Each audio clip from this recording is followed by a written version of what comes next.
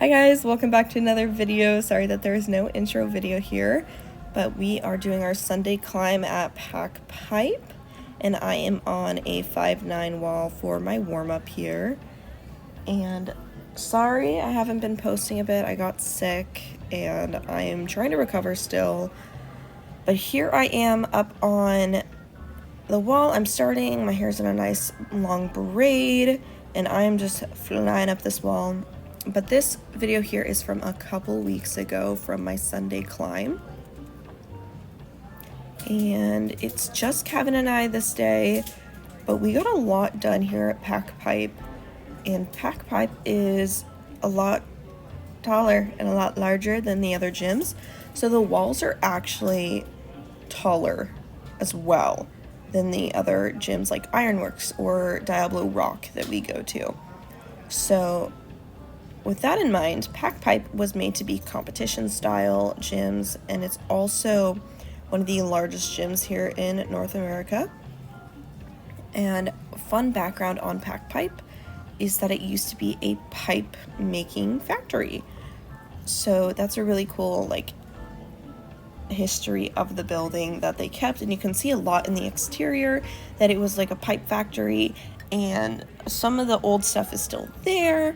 It's all very cool when you step inside because you have these beautiful, marvelous, modern rock climbing walls, and then you have some of the rustic and historic beams and different parts of the building. And I think they have a picture somewhere of what it used to look like when it was a pipe factory. But beyond that, it's so cool. So like I said, I was doing just a warm-up route here, and here I am just making my way up.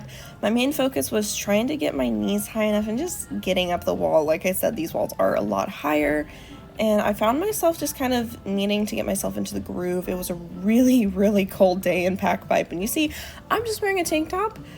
You will definitely see that changes as soon as I'm done recording. I've been throwing my jacket on just to really show how cold of a day that is, because usually I can get away with just wearing a tank top around the gyms, but this day was freezing. My hands were cold, and you will definitely notice that in later climbs today, and that is a huge notion that will be carried throughout the day. So here I am just coming down from the wall, and now it is Kevin's turn.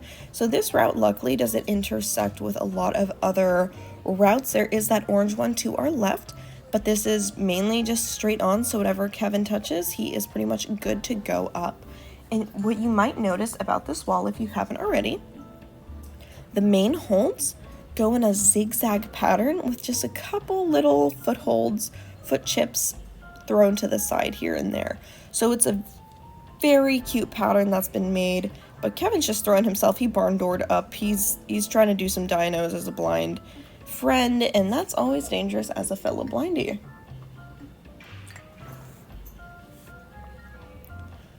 But here he goes. He's trying to find a next handhold, and I'm trying to give him the best directions possible. Luckily, this wall is higher contrast here, but as soon as he gets probably 10 or so more feet up, I won't be much help to him. So I pretty much have to say, good luck, have fun, buddy. And you'll notice that a lot for all of these climbs today as well, because PacificPipe's walls are tall, and this was a great warm-up route if we wanted to do some laps on it. We chose not to because the area where we were at was just really congested with a whole bunch of people. So our goal was to, after we climbed this part, we were going to move on to hopefully a less crowded part. But it was a rainy day, and rainy days always make for a more crowded gym because people are like, well, I can't go for a run, I can't do what I was originally going to do, and so they come to the rock gym and climb to get their outdoor fix without actually being outdoors.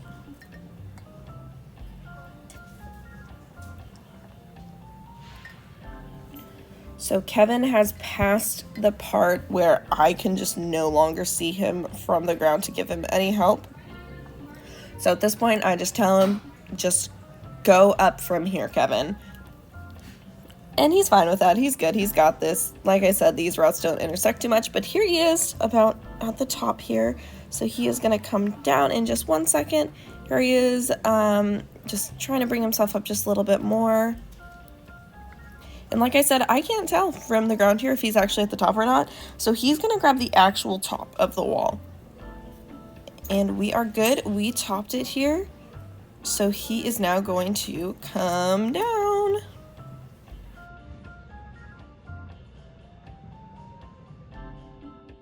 All right, now my turn, and we are back in the cave area of PacificPipe, and we are doing this purple 10B. Also forgot who the route setter is. Again, I will not remember a lot of the route setters today, guys. So sorry. But this one I have failed on so many times that it's kind of embarrassing. I'm not gonna lie. And this was a project for me. Now I'm pretty comfortable in 10Bs, but this one has some dual textures. It has a lot of like footwork that when I first tried to do this route that I couldn't do. So now you see me, I got past the part, and honestly, I couldn't get past the first 5 holds originally.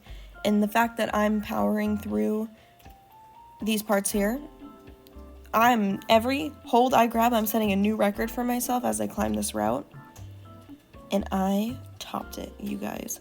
So just saying, sometimes you need to take a good break from a certain rock gym and then come back to whichever one you're projecting on so you can feel better about yourself, because I know I sure feel better. Because this one was really hard for me, and I don't know if it was like a mental blockage, if it was like the mental game. I hear a lot of people talking about struggling on certain routes because of their brain telling them they can't do it. Which I totally get that. And you know, sometimes I have to tell myself that I am She-Ra, the princess of power, and then I can do a route. But I know that other people don't believe that they are She-Ra or He-Man.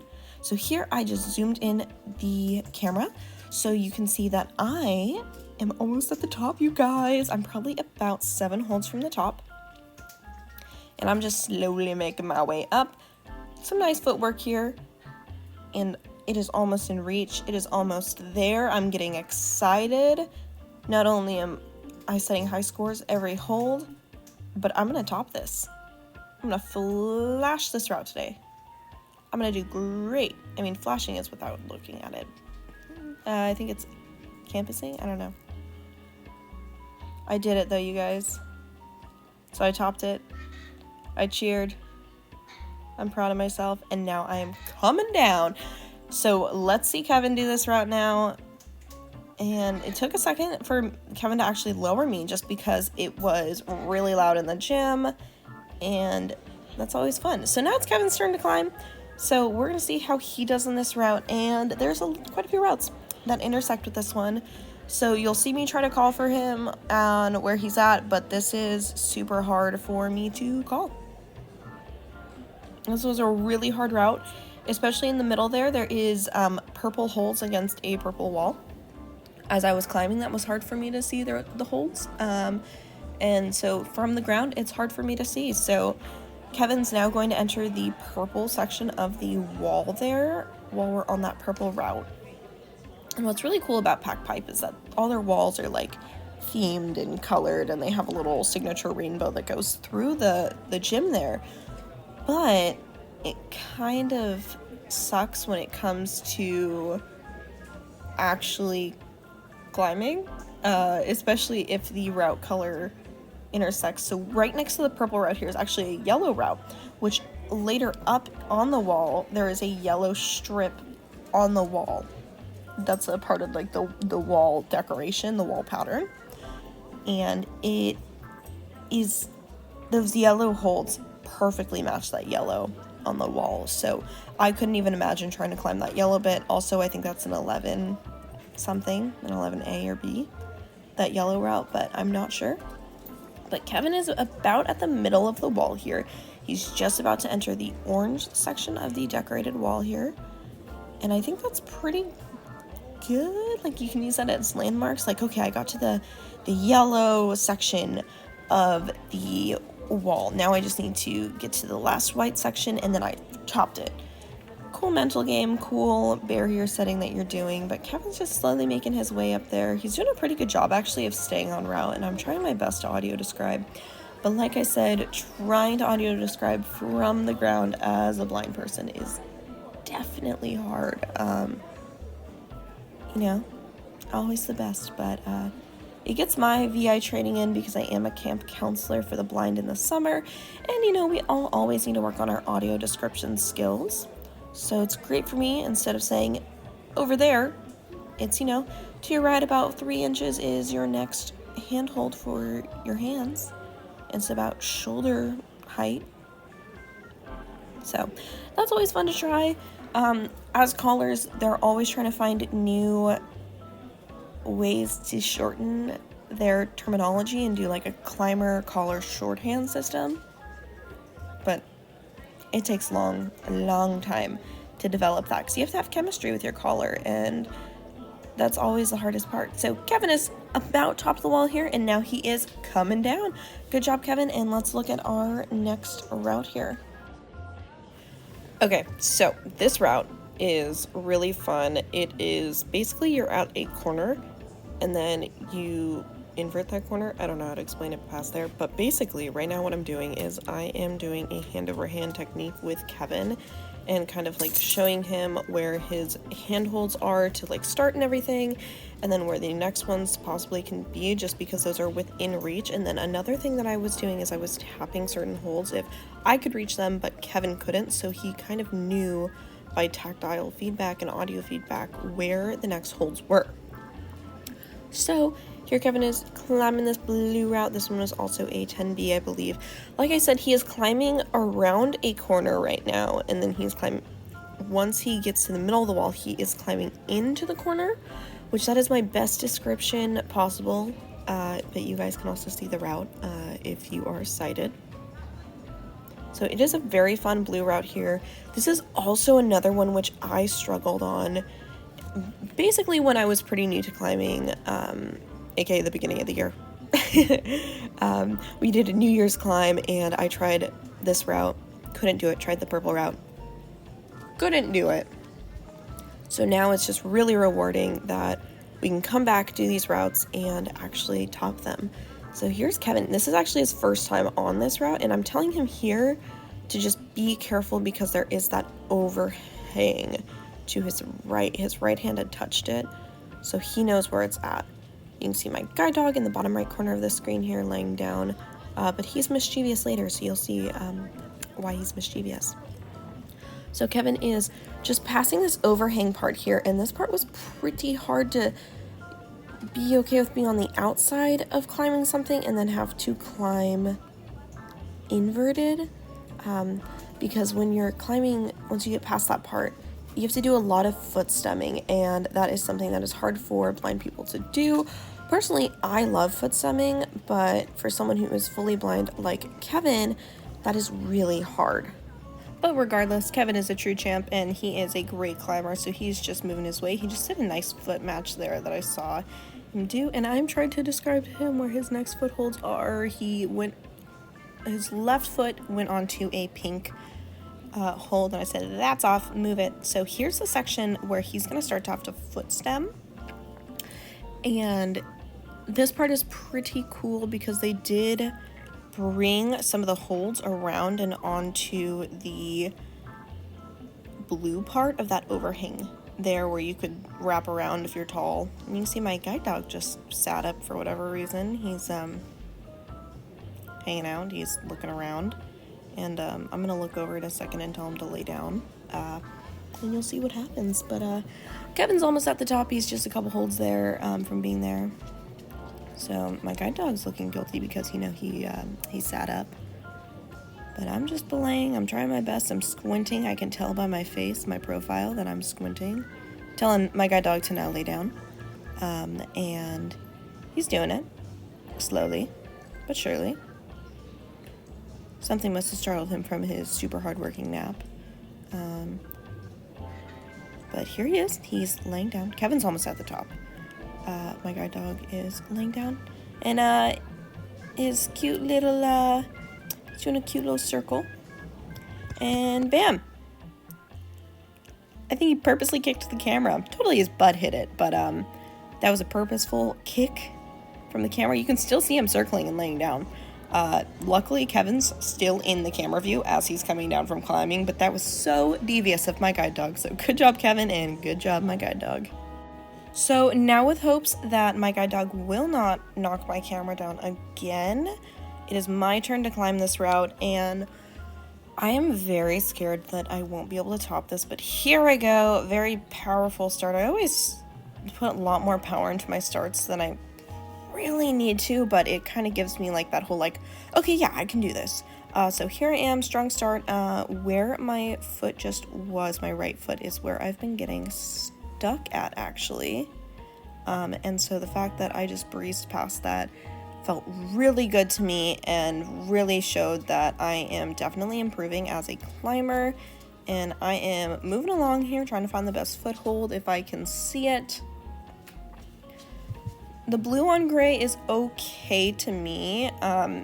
This was definitely a weird session because neither Kevin or myself had our collar.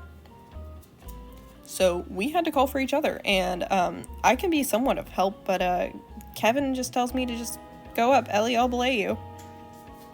So, and you know, Kevin's always reassuring, so it's great having Kevin belay me.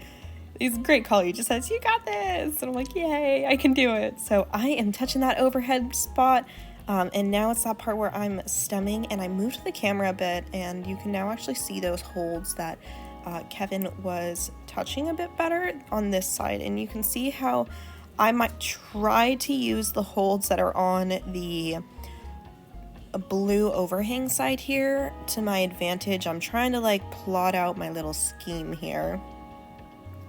I'm kind of just like swaying back and forth as I'm plotting, so I'm looking back and forth between around the corner and then the part where you can like foot stem and everything.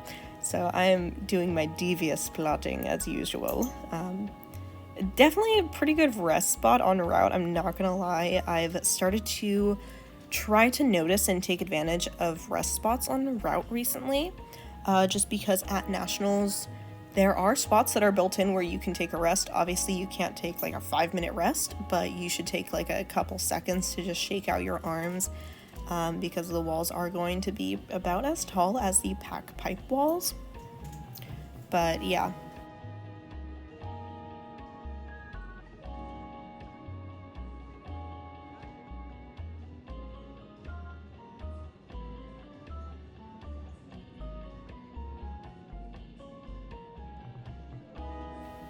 So now that I've taken my time to relax and hang out on the wall for a second, it is now time for me to actually move and climb.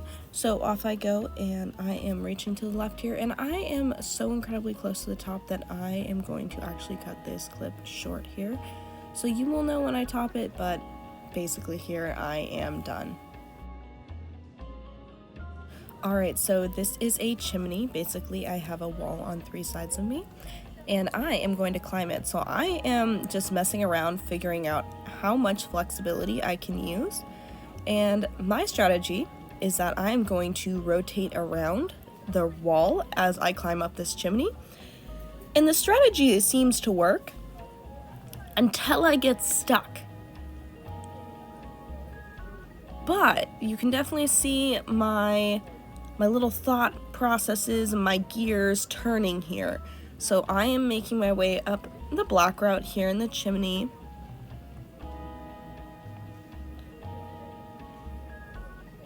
And this route was honestly, it was so much fun. You saw me just bouncing around. Now when my collar doesn't come to climbing, I go very chaotic with my movements. So, you know, Sarah Beth grounds me, but I don't have her here, so here is chaos and my overextension, and you can see my arm muscles for once, which is weird, and I'm getting fit now, you guys. It's pretty great.